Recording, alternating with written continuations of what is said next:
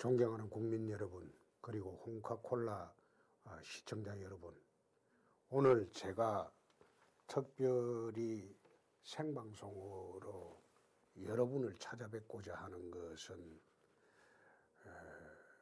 문정권이 출범한 지 이제 2년 가까이 되어 가고 있습니다. 지난번에 박근혜 전 대통령 탄핵 시점이 다가오고 있고, 또 탄핵 이후에 등장한 친북 좌파 정권의 2년 동안 무슨 일이 있었는지 국민들에게 좀 알려드리기 위해서 오늘 특별 생방송을 통해서 지난 2년간 혼돈의 대한민국 어디로 가고 있는가, 그 제목으로 정리를 좀 해봤습니다. 지난 탄핵 때 정말 황망했죠. 저는 그 당시에 경남지사로 있으면서 중앙정치와는 떨어져 있었습니다.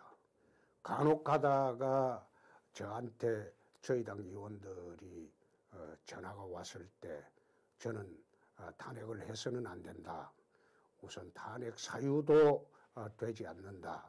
그리고 확정된 범죄 사실이 없기 때문에 절대 탄핵해서는 안 된다. 그렇게 했지만은 결국은 탄핵이 되었고 대통령은 쫓겨나고 구속까지 되었습니다. 그 상황 하에서 경남지사로 있기에는 너무 안이하다는 생각이 들어서 부득이하게 지사직을 1년 임기를 앞두고 사퇴를 하고 당을 대표해서 대선에 출마를 했습니다.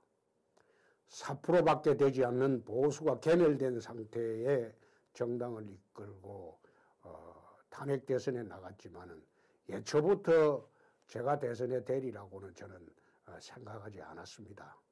다만 괴멸된 보수 정당을 다시 살려야겠다는 그 일념으로 가까스로 정말로 힘들게 대선을 치르고 끝난 뒤에 보니까 국민 여러분들께서 그나마 24.1%의 지지를 보내주셨기 때문에 지금의 자유한국당이 없어지지 않고 그대로 존속할 수 있는 그런 계기가 되었다. 전 그것으로 만족을 하고 지난 2년을 지냈습니다. 문정권 2년 동안 대한민국에 어떤 일이 일어났는가, 제가 정리한 것을 오늘 하나하나 말씀을 드리고자 합니다. 문정권이 목표는 대한민국 중심의 교체, 말하자면 좌파가 주류가 되는 친북 좌파 주사파의 나라를 건설하는 것이 우선 문정권의 목표다. 저는 이렇게 봤습니다. 우선 첫째, 주류를 교체하자. 집권하고 난 뒤에 과거 10년 정권은 전부 적폐 정권으로 몰았습니다. 그렇게 해서 과거 정권이 한 모든 일을 부정하고 좌파가 주류인, 친북 좌파가 주류인 주사파의 나라로 만들기 위해서 검찰을 이용하고 법원을 이용해 왔습니다. 과거 정권에서 일을 했던 장차관, 대통령 두 분 모두 사법 처리를 하고, 또 엉터리 같은 법의론을 동원해서 이분들을 지금까지도 교도소에 구금을 하고 있습니다. 두 번째, 좌파 정책으로 나라를 지금 혼란과 도탄으로 몰아가고 있습니다. 세 번째, 오로지 문정권이 바라는 것은 북한에 김정은이 밖에 없습니다. 김정은이만 쳐다보고 나라를 운영하다 보니까 국내 상황도 지금 도탄에 와 있고 국제적으로도 고립의 위기에 와 있습니다. 요약하면 지난 2년 촛불 혁명의 정권이라고 자기들이 주장하는 것은 촛불 독재 정권의 상징이었다. 말하자면 촛불 독재 정권으로 가는 그런 과정이었다. 저는 그렇게 생각합니다. 자기들이 뭐라고 했습니까? 한 번도 경험하지 못한 나라를 만든다. 지금 이런 나라 여러분, 국민 여러분 경험을 한 번도 못 해보셨죠? 최근에 와서는 거꾸로 이게 나라냐 이런 말들이 거의 SNS 석상에서 회자가 되고 있습니다. 주류 교체를 하는 방법으로 이것을 어떤 식으로 제도화해서 한번 교체를 해보자. 이게 문 정권이 이제 출범하고 난 뒤에 주장하는 것인데, 첫 번째, 적폐청산이라는 그 프레임을 통해서 과거 10년 정부를 전면적으로 부정을 하고 있습니다. 취임 즉시 전 부처의 과거사위원회를 구성을 하고 적폐 식별 후에 그 위원회가 또 고발을 했습니다. 그 고발을 하면 의원검찰이 나서서 덕달같이 사람들을 잡아들입니다.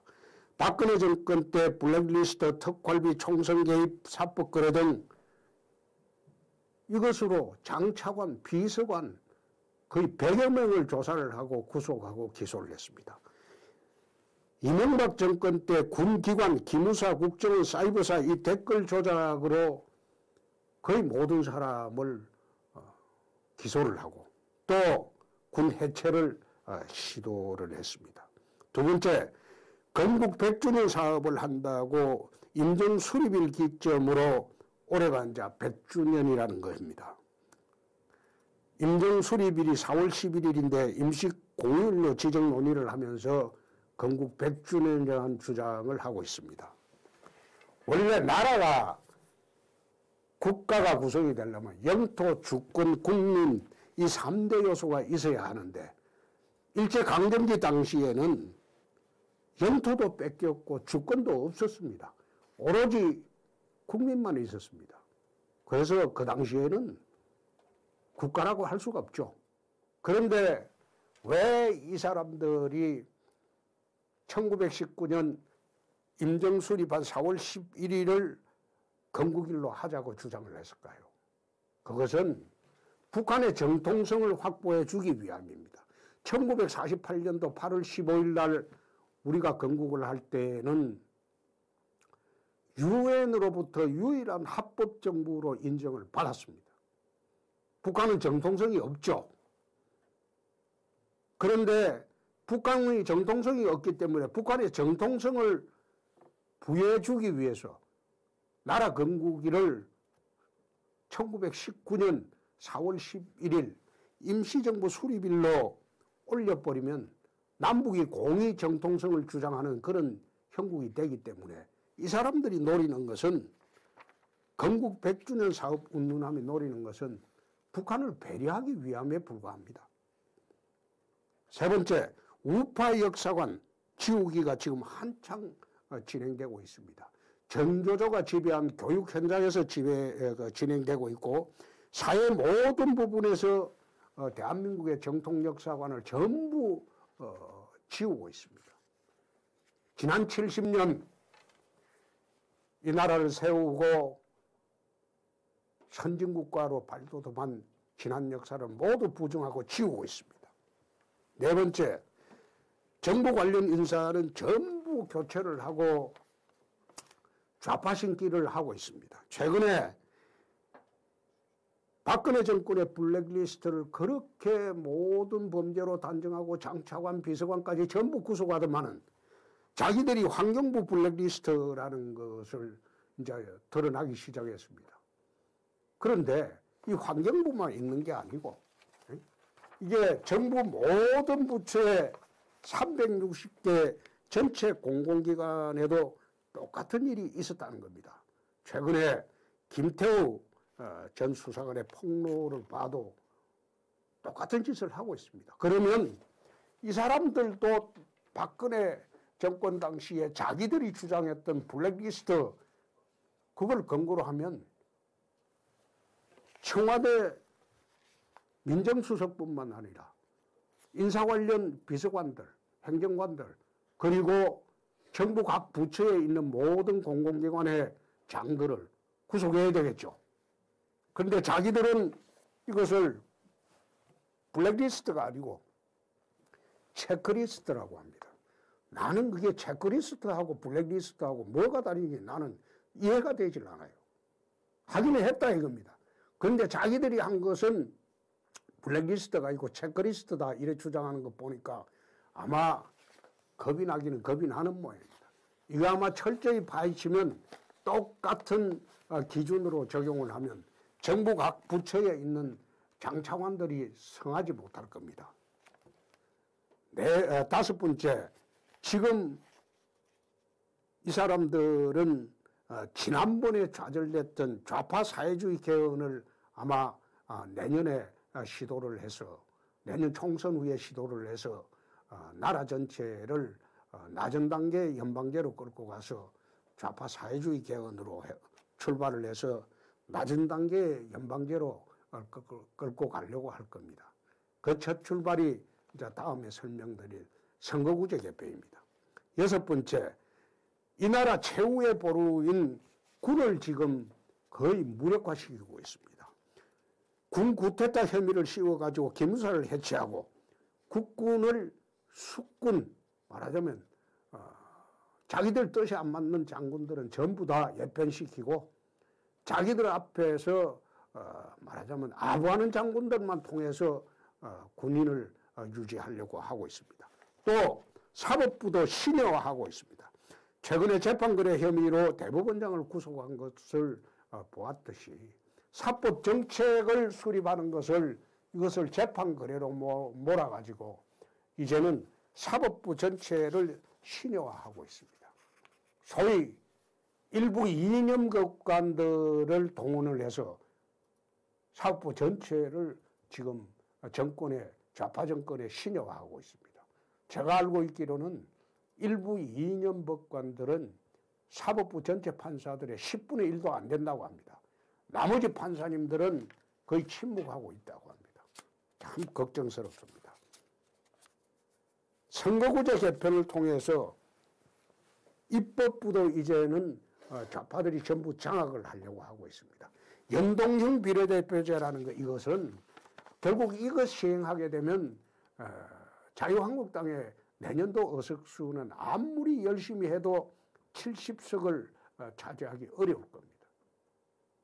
그래서 이런 시도를 제도적으로 좌파의 나라로 만들고 있다.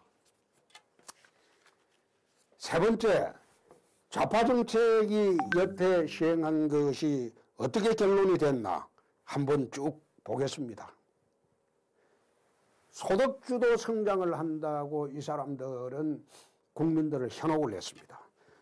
저소득층, 힘든 사람들을 위해서 최저임금을 올림으로써 소득주도 성장을 하겠다고 주장을 하고 52시간 근로시간 단축을 강행을 했습니다.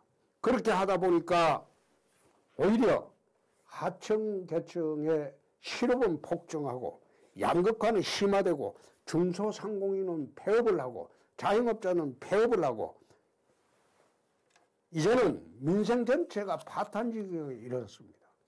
이분들을 중심으로 지금 불복종 운동을 하자 그런 말이 지금 떠돌고 있습니다. 둘째, 일자리 참상입니다.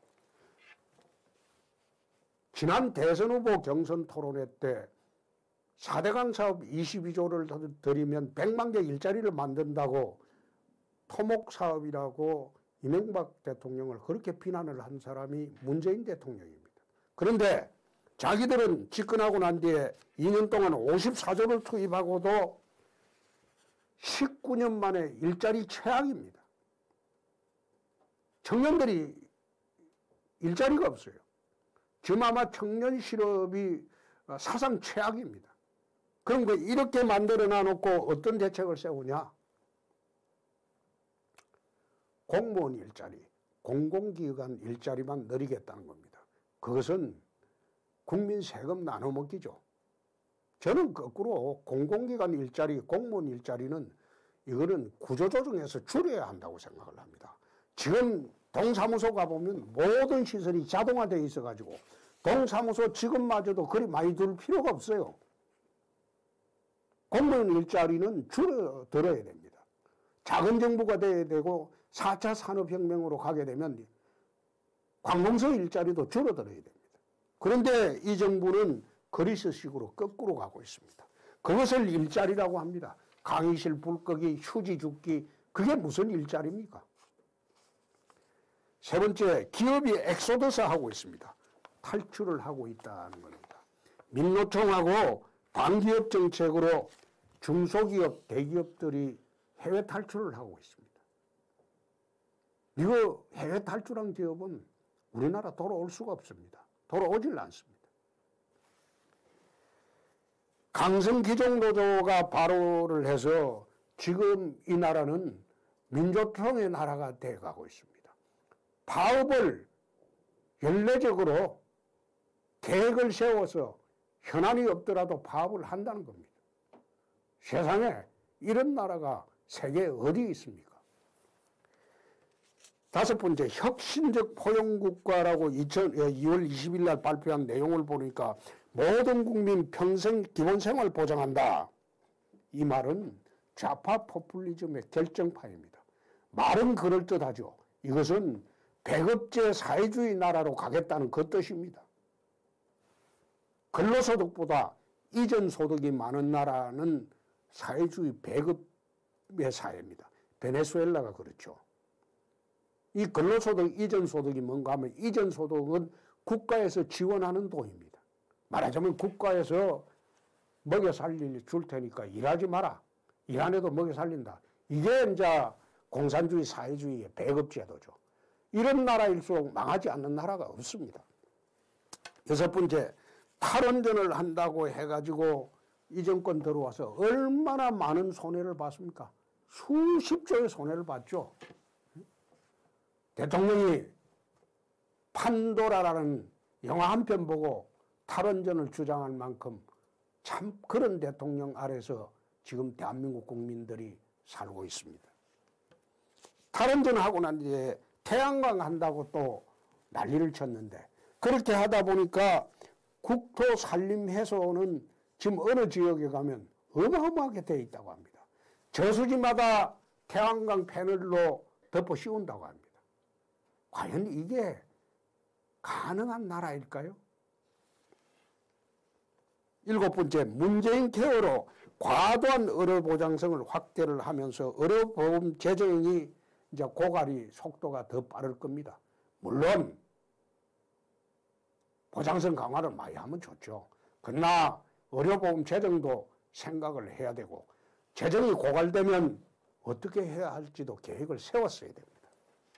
여덟 번째, 이명박 토건을 그렇게 비난을 하면서 토건국가 자기는 되면 토건 사업은 절대 하지 않는다고 해놓고 최근에 24조 예타 면제를 하고 내년 총선을 겨냥해서 지역별로 현안 사업을 하나씩 예타를 면제해 준다는 겁니다. 예타 면제라는 것은 원래 제대로 예타를 실시하면 통과가 되지 않아야 할 그런 사업들입니다. 이것은 좌파 사회단체에서도 비판을 하고 있습니다. 또 아홉 번째, 4대강 보를 철거한다고 합니다. 건강 영산강 보 일부를 철거한다고 발표를 했는데 난 참 이게 기가 막히다는 생각이 드는 게 지난번에 대선 후보 토론회를 유튜브로 한번 보십시오.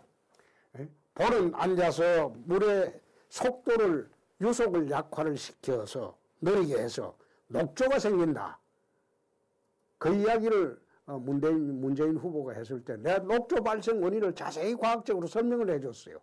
녹조라는 것은 질소와 인이 고온다습한 기후를 만날 때 생기는 것이 녹조인데 녹조는 유속과는 상관이 없다. 소양강 댐에 물이 232일 평균 갇혀 있는데 거기는 녹조가 없다. 왜 녹조가 없느냐? 거기는 상류의 생활하수, 축산 배수가 들어오지 않기 때문에 거기는 녹조가 발생하지 않는다. 그러나 다른 4대 강가는 생활하수, 가축 배수들이 지천을 통해서 본류로 들어오고 있기 때문에 여름철이 되면 그것이 녹조가 되는 것이다. 그렇게 설명했는데도 불구하고 지금 녹조 환경 때문에 가뭄 피해 막아주고 홍수 막아주고 하는 이 보를 철거한다고 합니다. 참 기가 막힌 일입니다. 10번째, 광주형 일자리, 구미형 일자리, 뭐 수소경제, 뭐 일자리 창출한다고 지금 난리인데 이게 검증이 안 되는 정책 실험에 불과합니다. 민노총이 반대를 하죠. 왜 그런가? 광주형 일자리라는 게 결국 스트라이크 하지 말고 한 5년 동안 그리고 급여를 절반으로 해라. 광주 시민들하고 광주 시장들하고 관료들은 다 찬성을 하는데 민노총이 반대를 하죠. 왜 반대를 하냐? 거기에 절반의 일자리를 생기면 자기들이 임금이 깎일 우려가 있기 때문에 반대를 하죠. 내가 이거 제대로 시행된 거 한번 보겠습니다. 이 정권은 민노총에 의해서 탄생한 정권이기 때문에 민노총을 갖다가 반대를 하기 어려울 겁니다. 자, 국내 경제 문제는 그렇고 안보 문제를 한번 보입시다. 지금 최근에는 통일을 평화로 이제 안보 목표를 변경했다고 합니다. 근데 그 평화는 과정에 불과하죠. 궁극적인 것은 통일이 되어야 하겠죠. 근데 평화가 어떤 평화가 있는가? 좋은 평화가 있고 나쁜 평화가 있습니다. 좋은 평화라는 것은 힘의 균형을 통한 평화를 우리는 좋은 평화라고 합니다. 무장 평화라고 하죠. 이게 지난 70년간 대한민국이 한미 동맹으로 힘의 균형을 이루어줬기 때문에 전쟁 없이 평화가 온 겁니다. 그런데 이 정권이 하고 있는 것은 굴욕적 협상과 대가 지불을 통한 나쁜 평화죠. 이 나쁜 평화를 마치 평화가 온 것이냐 국민들에게 선전을 하고 있습니다. 또 평화체제를 한다고 하면서 군비축소와 비무장화를 하고 있죠. 검증과 신뢰가 전혀 없는 북핵 폐기의 말만 믿고 우리가 선무장 해제를 하고 있죠. 이것은 김대중 노무현 정권 10년간 경제협력만 하고 군사에는 손대지 않았어요. 그런데 이 사람들은 군사에도 손대는 아주 무모한 행동을 하고 있어요. 남북 군사 합의를 했죠. 첫 번째, GP 폭파하고 NLL 무력화시키고 영공 무력화하고 서해 평화지대 또 만든다고 했죠. 그렇게 해서 바다를 포기하고 하늘을 포기하고 지금 육지도 지금 포기를 하고 있어요. 휴전선 넘어 북이 유사시에 서울로 탱크가 들어오는데 40분밖에 안 걸립니다. 이런 짓을 하고 있어요. 국방개혁 2.0을 보면 군사 대비 태세를 약화시키고 북한 위협 감소를 위한 상정한 국방력을 대거 약화시키고 있습니다. 세 번째, 대북 불법 지원, 안보리 제재를 위반하면서까지 석탄 밀반입을 했을 뿐만 아니라 지난번에 귤을 보냈을 때 제가 이야기를 한 바 있습니다. 귤만 보냈겠냐? 북한은 남북 정상회담을 절대 공짜로 해주지 않습니다. 여태 관례는 돈을 다 받았습니다. 수억 달러를 받았습니다. 네 번째, 평창올림픽 때 남북 단일팀 북한 선수단을 우리가 전폭적으로 지원을 했죠. 다섯 번째, 종교적 병력 기피자를 인정을 하면서 대체복무제를 한다고 하는데 이거는 얼마나 국방력이 약화되겠습니까? 또 군내 동성애도 지금 인정하려고 하고 있습니다. 그렇게 되면 군사력이 엄청나게 약화되죠. 자, 그럼 또 사회 분야를 한번 보겠습니다. 미세먼지 대책이 실패했습니다. 대중국 미세먼지 외교는 중국이 겁이 나서 하지도 못하고 국민 고통만 지금 가중되고 있습니다. 오늘 또 제가 오면서 보니까 미세먼지가 자욱합니다. 이 중국에서 오는 게 60% 이상이라고 합니다. 봄이 되면 황사와 겹치면 정말로 숨쉬기 힘든 나라가 될 겁니다. 그러면 중국에 손해배상을 청구하든지 중국 미세먼지 방지 대책을 세우라고 하든지 우리나라가 어떻게 대책을 세우라고 하든지 그렇게 중국하고 강하게 압박을 하고 대처를 해야지. 그것도 하지 못하고 중국의 눈치만 보고 있습니다. 두 번째, 권한일체, 통상 권한유착이라고 하죠. 권력과 언론이 유착한다. 근데 이 정권 와서는 유착이 아니라 아예 일체가 되어버렸어요. 언론 장악했죠. 노조방송 만들었죠. 정권 옹호방송 전부 다 만들어가지고 라디오, TV 할 것 없이 지금 볼 게 없어요. 그러니까 유튜브로 사람들이 몰리게 되죠. 뉴스와 시사 프로그램이 전부 지금 편향이 되어 있습니다. 이것은 아마 곧 저희 방송에서 실황이 현재 어떻게 편향이 되어 있나 그 구체적인 게 뉴스콕으로 곧 나갈 겁니다. 세 번째, 정교조 합법화를 지금 시도를 하고 있죠. 정교조가 법의 노조가 되어 있는데 정교조의 덕으로 정권이 탄생했기 때문에 정교조 합법화를 추진 중에 있고 좌파 국민교육을 확대를 하고 있죠. 지역별로 민주시민학교를 또 개설한다고 합니다. 그렇게 해서 전 국민의 좌파 의식화를 진행한다고 합니다. 네 번째, 좌파 평등 이슈를 확대하면서 동성애가 지금 합법화되고 있죠. 페미니즘, 난민, 다문화 이걸 전부 옹호하면서 대한민국 국민보다 좌파 이념 심기에 더 바쁘죠. 이 정권이.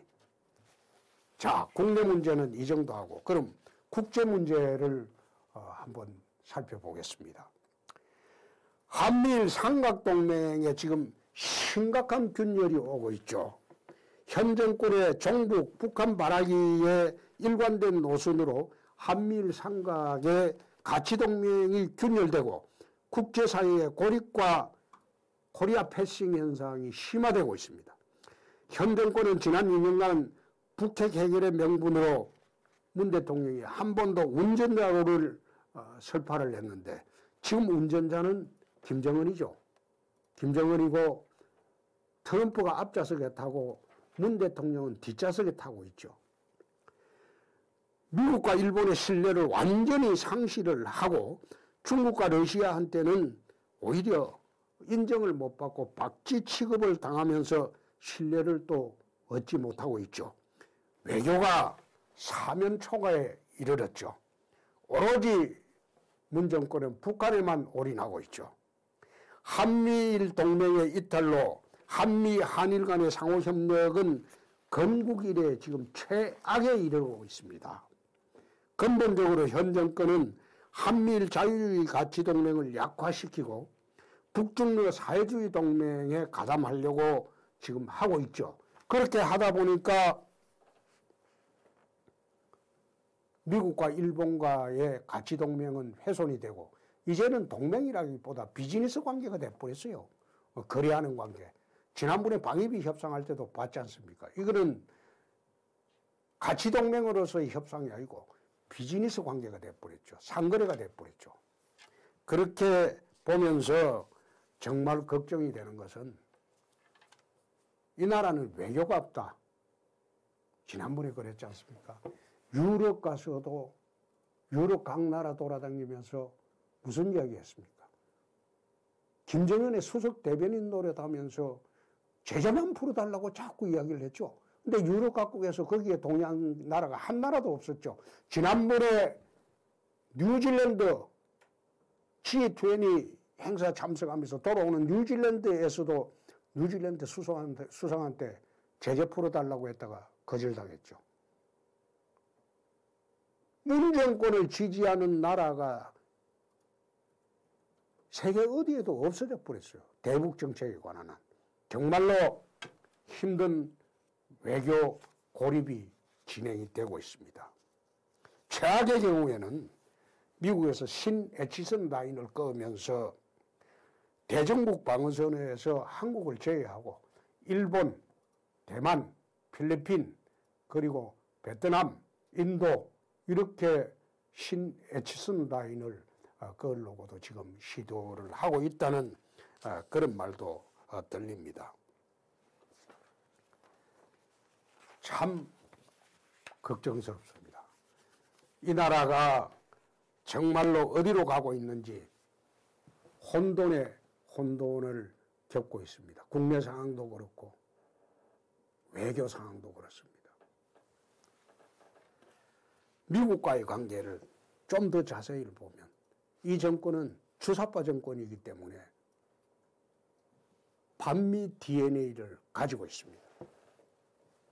그래서 지금 한미 관계는 혈맹이라기보다도 방금 설명드렸듯이 비즈니스 관계입니다.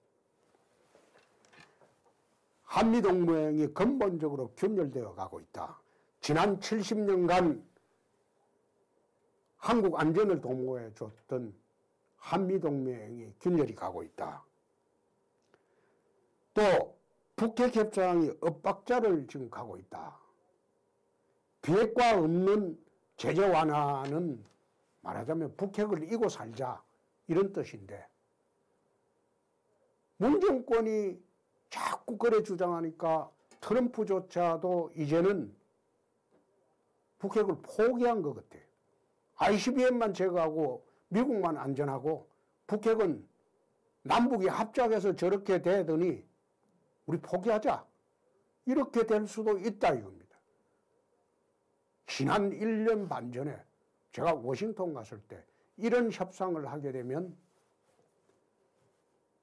좌파 정권이 끝나고 난 뒤에 보수 우파 정권이 들어오면 우리도 핵 개발한다. 내가 그런 이야기를 하고 왔습니다. 미국 워싱턴 정가의 사람들한테. 워싱턴 포스트 주필하고 인터뷰할 때도 똑같은 이야기를 했습니다. 그때는 미국이 어떻게 한국을 저지할 수 있느냐, 핵 개발을 저지할 수 있느냐. NPT 10조에는 자유를 위해서 NPT를 탈퇴할 수 있는 권리도 우리 갖고 있다. 원전을 30년 이상 돌렸기 때문에 플루토늄도 수백 개의 핵탄두로 만들 그런 원료가 있다. 내가 그런 이야기까지도 했습니다. 자, 일본과의 관계는 지금 어떻습니까? 지속적인 반일 이슈를 왜 내걸겠습니까? 친북 좌파 정권이라는 거 그걸 희석시키기 위해서 지속적으로 반일을 내세우고 있어요. 위안부 과거사 문제 이걸 계속 덜추고 있죠.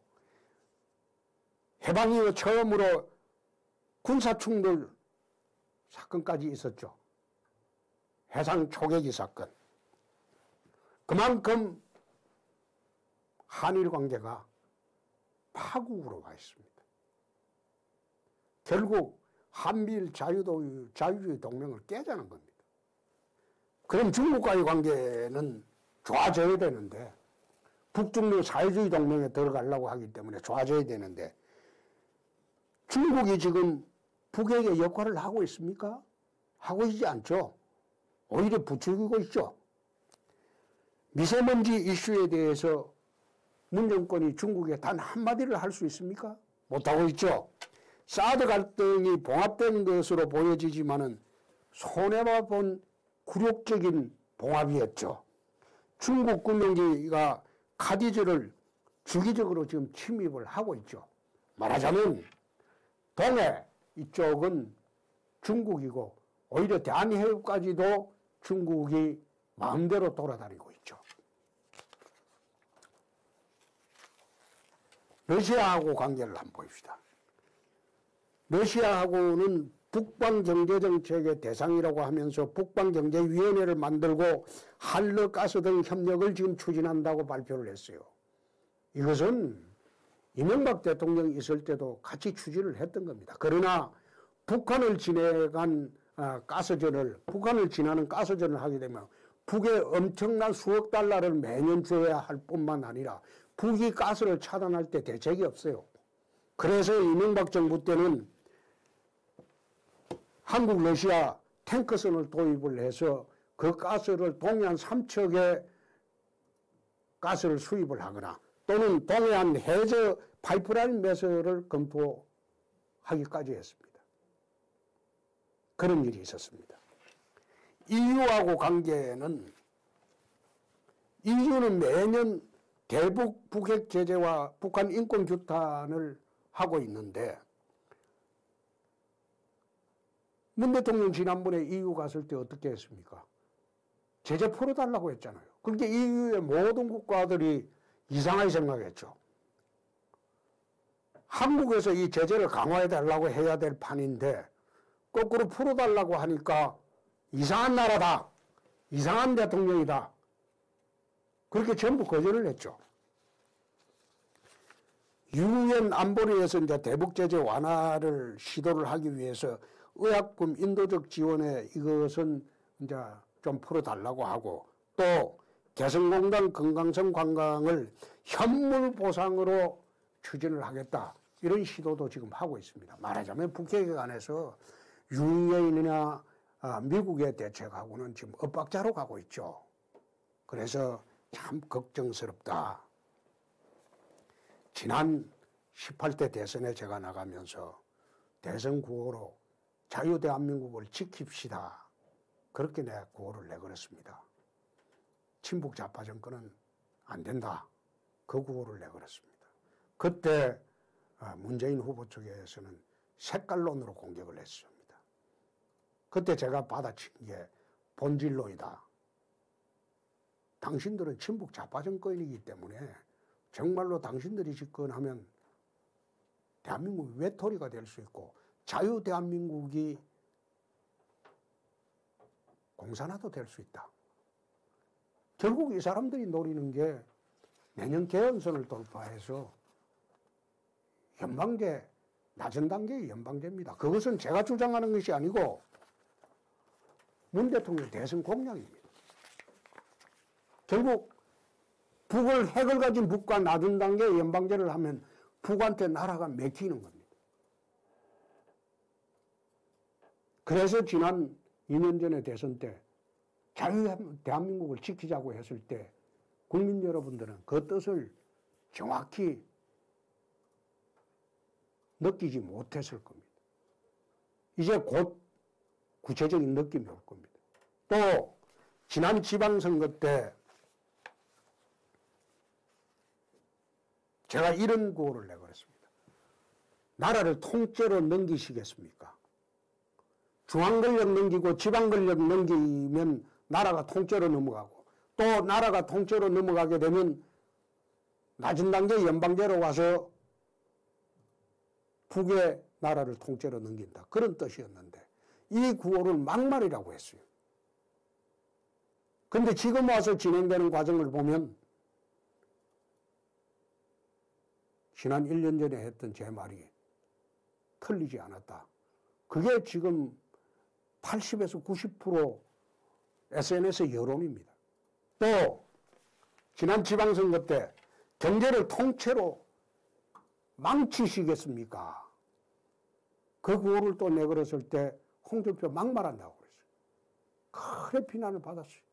당내에도 비난을 받았어요. 심지어 당내 반대파들은 저를 유세를 못 나가게 했어요. 그런데 지금 경제 상황 보십시오. 실업자가 19년 만에 최고로 많아졌고 젊은 사람들이 갈 데가 없어졌고 기업이 탈출하고 노조의 나라가 돼버리고 강성 노조의 나라가 돼버리고 배급하는 사회주의 체제로 가고 있고 자영업자, 중소기업 전부 망해버리지 않습니까? 제 말이 틀렸습니까? 제 말이 맞았죠? 막말이 아니죠. 그래서 정말로 사회 전체를 좌파 일변도 친북 좌파 사회주의로 끌고 가는 것은 더 이상 국민들께서 용납해서는 안 되고 국민들의 힘으로 이걸 막아야 됩니다. 18대 대선의 자유대한민국 수호 주장과 지난 지선의 나라와 경제를 통째로 넘기시겠습니까 하는 그 주장은 지금 2년 동안 문 정권이 추진해온 정치, 경제, 사회, 문화, 외교, 대북 정책 전체를 살펴보면 사실로 판명이 되었죠. 그것은 제 주장이 아니라 SNS상의 여론입니다. 국민들 여론입니다. 21대 총선은 그럼 어떻게 갈 것이냐. 정말로 걱정이 되는 게 최근에 선거구제 개편을 패스트 트랙으로 처리를 자기들끼리 해버리겠다. 이렇게 이해찬 대표가 이야기를 했어요. 해방 이후에 선거법 협상을 날치기로 한 사례가 없습니다. 이것은 헌법보다 더 엄중히 진행되어 왔던 겁니다. 게임의 룰에 관해서 서로 협의를 나누고 저 마음대로 룰을 정해갖고 하는 거, 그건 게임이 아니죠. 선거가 전체를 보이콧할 수밖에 없죠. 선거 자체를 보이콧할 수밖에 없습니다. 너희들끼리 선거해라. 우리는 안 하겠다. 할 수밖에 없어요. 그런데 이것을 과연 자유한국당에서 저지할 수 있을지 나는 참 걱정스럽습니다. 일부 수도권 의원들은 연동형 비례대표를 받아가지고 뭐 중대선거구제 하면 자기들은 2등, 3등으로 당선될 수 있다. 그런 얄팍한 생각을 가진 일부 중진 의원들이 있습니다. 선거구제 변경을 하게 되면 자유한국당은 내년에 70석을 채우지 못할 겁니다. 그렇게 되면 이 나라는 좌파 사회주의 개헌으로 가고 낮은 단계의 연방제로 가고 주한미군 철수하고 말하자면 핵을 가진 북한한테 먹히는 그런 체제로 들어가게 된다. 저는 그런 생각을 합니다. 지금 야당에서 하는 걸 보면 그럴 가능성이 있다.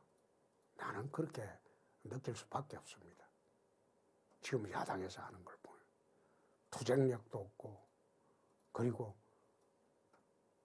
싸울 줄도 모르고 전투도 모르고 전쟁을 어떻게 할지도 모릅니다. 아는 사람이 없어요. 최근에 한번 보십시오.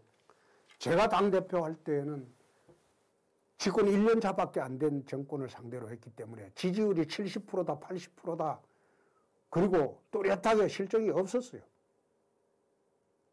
김영철 방한한 거, 그 방한 저지 장외투쟁 한 번밖에 한 게 없습니다.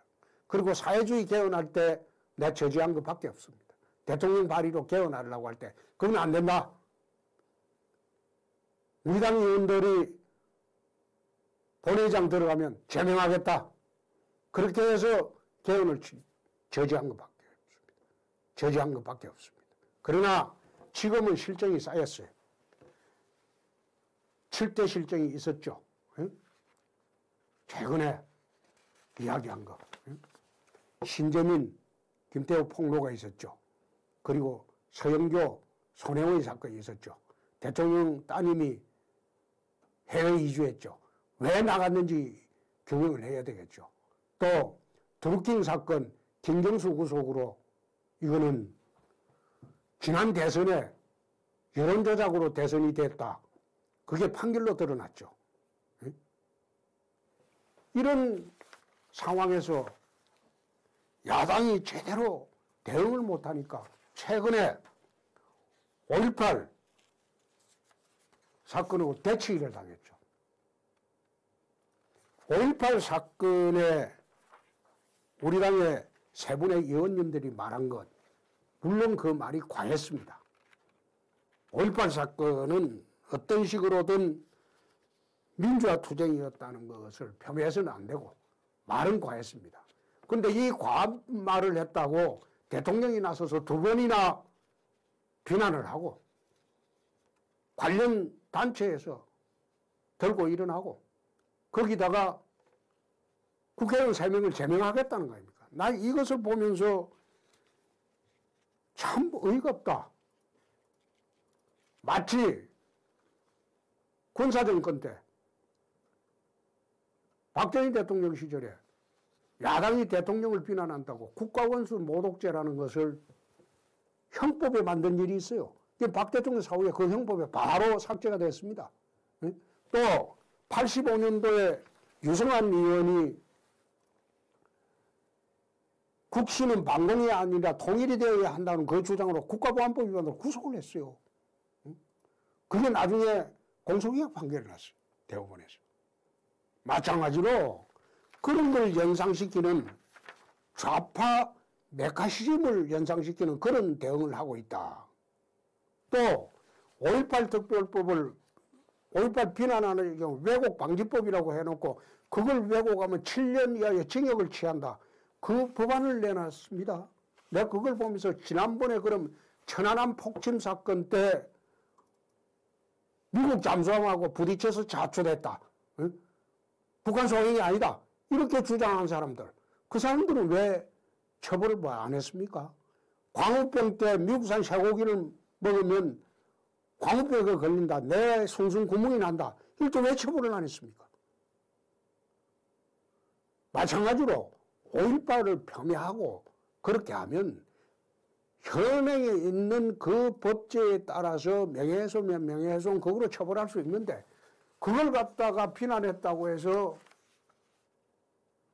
왜곡 주장했다고 해서 그 자체를 처벌하겠다.